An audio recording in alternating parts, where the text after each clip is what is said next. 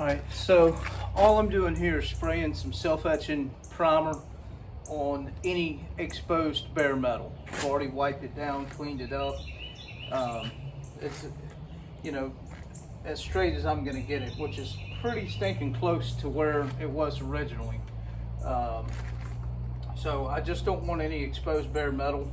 I'm going to put 2 coats of this self-etching primer on there, and then we'll get this core support or radiator support put in place.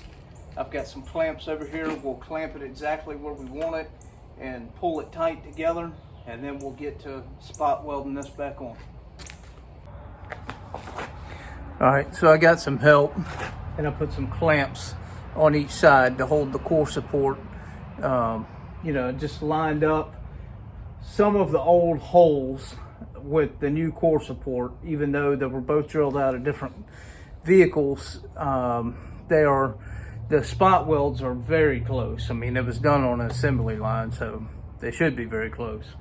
So that's what we did, is we lined up to where the majority of the spot welds lined up.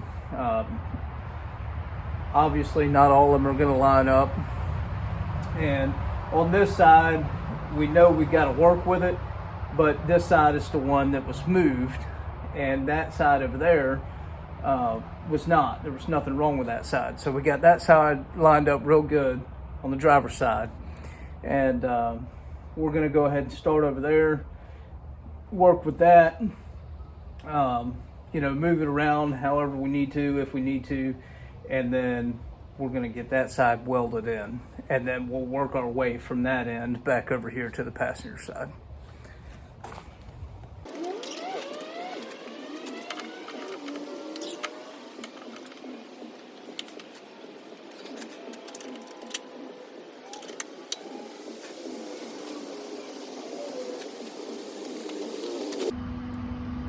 Alright, remember that's the spot we ripped out with the tow hook on the winch, pulling this back out. So I filled all that back in, and of course, you know, I still got to clean it up. That's just a weld. Same thing here, we ripped that hole out. That one was pretty bad. I got that filled back in. Almost looks exactly like the factory hole. These here, you can tell, burned all the way through. Got good penetration. That one I welded from the back, so you can tell everything got good penetration. All welded good.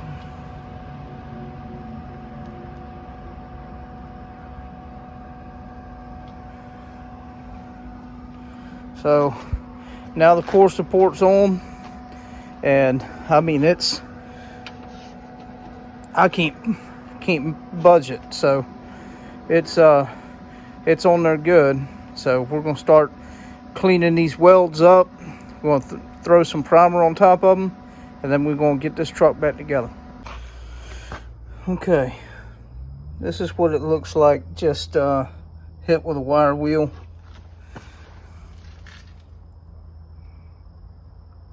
Not ground down or anything, just simply just hit with a wire wheel.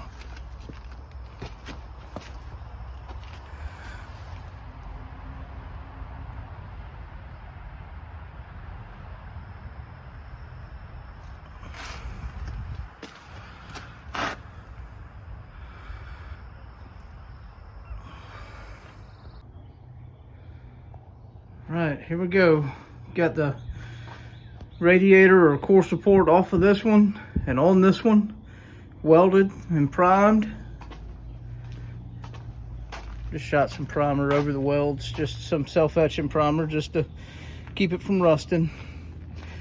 So now we're going to get started on putting this thing back together.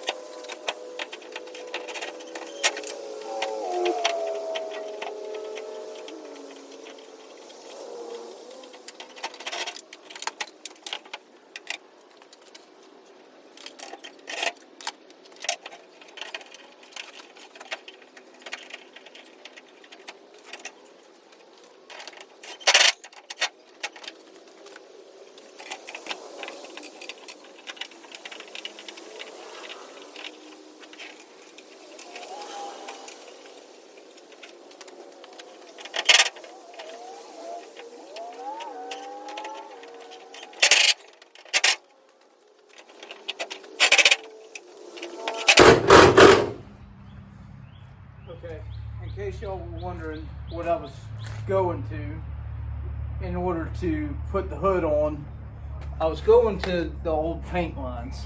Now, that may or may not be right, but at least it's a starting point. So I put the hinges back on and the bolts exactly where they were on the old hood. Now, these are two different hoods off two different cars. I might not even be in the ballpark, but this is where I'm going to start.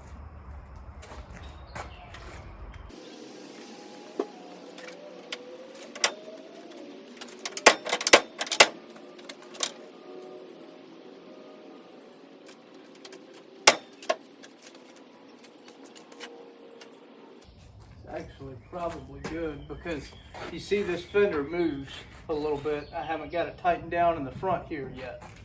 This one I do have tightened down in the front, but the gap is progressively getting a little wider as you come up to the top. That's not the hood, that's the fender. So I can loosen this fender up in the front and slide it over just a hair, and everything will line up. So that's what we're going to go with right there. And I need somehow to mark where this fender needs to go. We'll use this little bent pick here, and I'm going to run it right alongside the fender and scribe me a line. That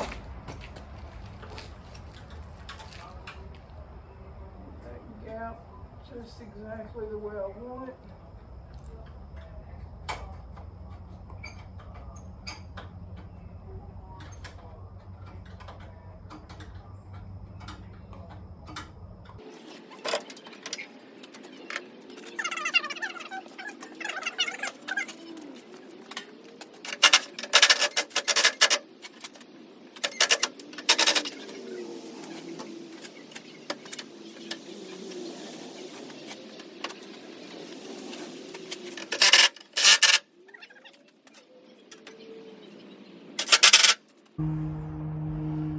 Alright guys, finally got my AC parts from UPS, eBay. Took freaking forever.